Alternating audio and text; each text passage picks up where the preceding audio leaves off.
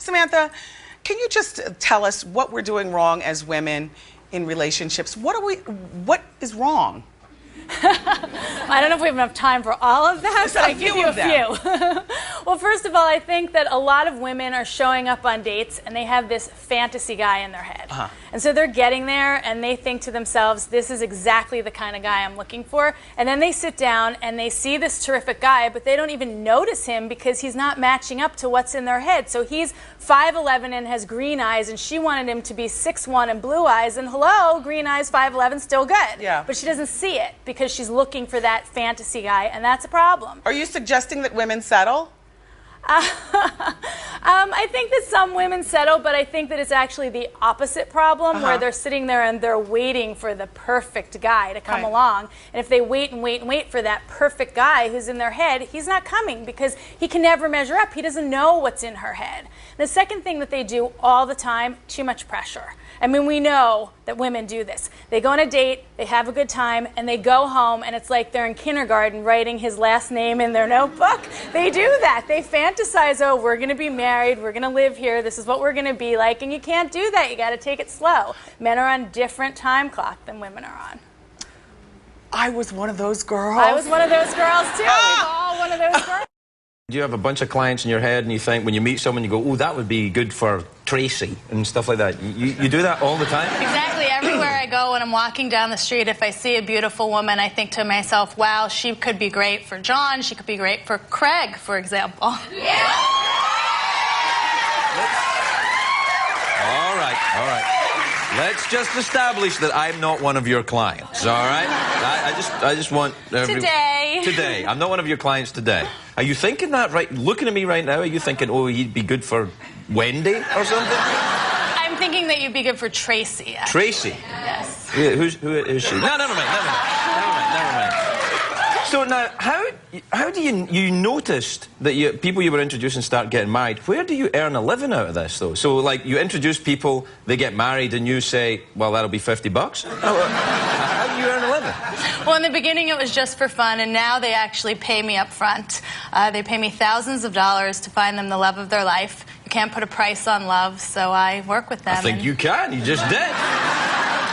But to the people that I work with, there's no price for love. Oh, so you only fix up rich folks? They don't have to be rich. They just have to want to pay me. Yeah, they don't have to be rich. They just have to have a lot of money. They can rob a bank. They can find someone else. Right. Whatever they need to do, they just need to pay my Right, so you provide tough love to my clients. Tough love. Do you say guys like lose the mustache or all that kind of stuff?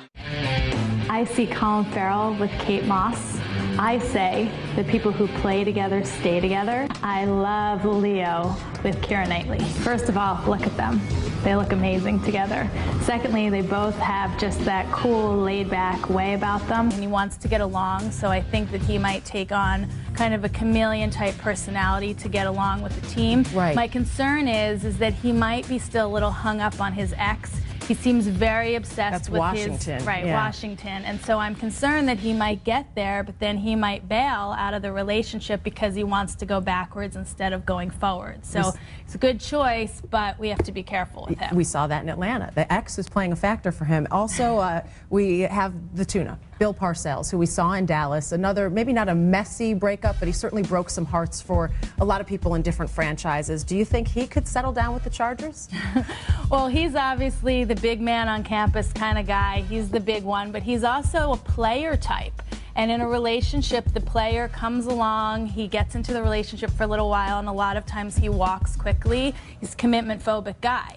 So he could come along and he could join the team and he could help them maybe for a year, but I wouldn't count on him to stick around forever because it's very difficult to land the player. You said you're a relationship expert and this is football, but it ties so perfectly together. Samantha, thank you so much for the insight. What a man needs to do is he needs to start thinking a little bit differently and forget about practicality, forget about things that are easy, but think about the woman that he's with, what she likes, what she doesn't like, and what will make her happy. I just had a quick question. How long should you wait until you get physical? How long should you wait, according to Samantha? Samantha, in a dating sense, how long should you wait in order to optimize the chances of finding love before you get physical? What do you tell your clients? Sex physical, or are you talking any kind of physical? Yeah, what do you mean? What base? No, Molly. Both. Yeah, sex. I mean, you know, yeah. Before you absolutely. Before you sleep with someone, she's saying. Well, I think the sex thing on the first date, no matter what, is always bad. I mean, if you're trying to play your odds are that if you sleep with him on the first date, that's not going to result in anything. I think that you want to get to know somebody slowly, and when it feels organic and it feels right, that's when you go for it. There can't be any set formula, because sometimes people connect really quickly and sometimes it takes them a long time. And especially as a woman, you need to feel really comfortable. So whatever works for you is what works. Okay, but not the first date. Okay. Definitely not the first date. Do you, Samantha, coach them to what are the few do's and don'ts on a first date?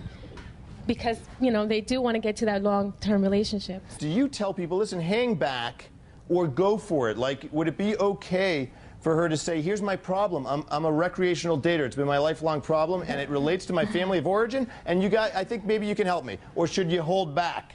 Well, I think that it's different with every person that I work with. What I try to do during my consultation is I get to know them and I try to understand what their dating issues are. And if there's something that stands out for me that I think that they need help with, then I'll coach them up front and say, okay, you might want to do this, you might not want to do that. But if I'm not sure, I'll let them go on a date or two. I get feedback afterwards from the other person, and then I have more information, and then I'll coach them.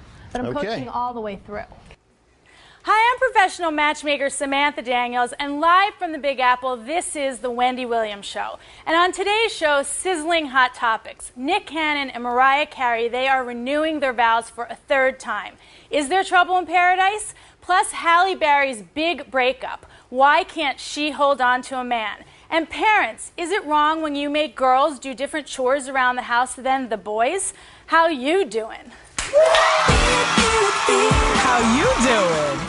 A dozen red roses is not always a romantic gesture for every woman across the world. Some women like flowers, some women don't. It's fine to say, I don't want to see you anymore over an email, but if you've touched that person, then I think you need to use the personal touch and break up with them in person or by phone. If you touched that person. If you touch them like this, so that's or a little key. bit more than that, then I think that it should be more personal, because the truth is this is your personal life. It's not business. It's not like you're shutting down a business deal. It's not like you're announcing a promotion. It's not like you're resigning. Yeah, this you're is breaking up. In a relationship, somebody that you've been with, somebody that you care about, and you owe them that. Give me some do's and don'ts. For a lot of people who are getting back out there, if they've been married for a while and now they're divorced and they're dating again, dating has really changed. All of a sudden there's online dating. All of a sudden there's matchmakers like myself. There's all these different things that people are doing today that they didn't do 5 or 10 years ago. So you can't have the attitude, well, I don't know how to use my computer, I'm not going to online date.